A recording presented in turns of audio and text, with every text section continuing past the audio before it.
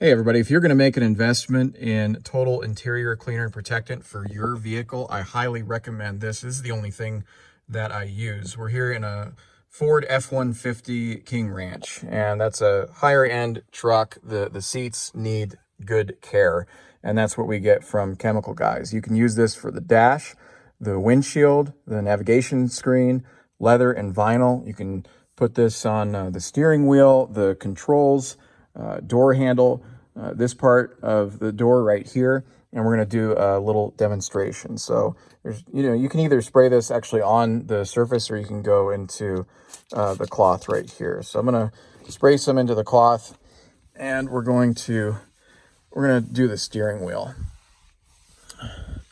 And you can see it leaves that nice shiny finish, but it's not grimy, and it's not one of those, low quality products. And I'm sure that all of you have used those in the past on your car. This is the higher end stuff, and this is what you want to use to make sure that things stay looking nice on your vehicle.